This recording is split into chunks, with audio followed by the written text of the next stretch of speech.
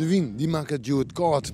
Maar verder is het meest bewolkte dag. We hebben even wat regenhond. Hier kwam de zin er even bij. Maar de temperaturen liggen hoger dan de aanroende dagen. Morgen ik nog wel hoge temperaturen. Maar takemiek ik denk dat we toch weer op een nij winterzwaar type. We zitten er emotioneel net op te wachten. Maar het is net oors. Allereerst naar Joen en vannacht.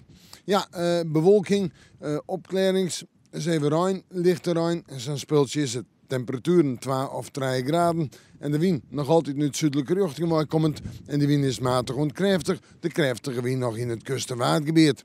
En dan morgen dag.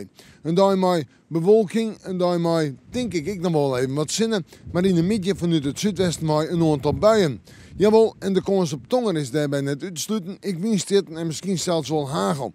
Aan de andere kant, de activiteit neemt letter op het dag. Ik wil weer wat oud en de buien zetten in de joen naar het noordoosten tot voort.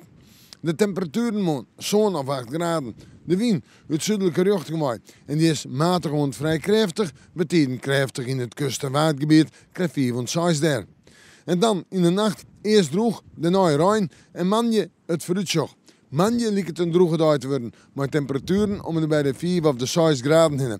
Maar we zullen het al steen, in de nacht ligt de frost. En dan ik alweer sneeuw en wintersneeuw en glijdens.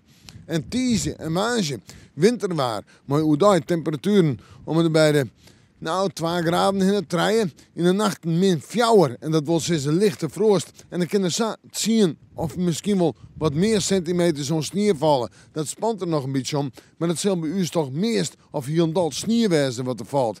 En tonsje is ik nog een koude dag, maar we moeten manje maar weer even in het waarsje.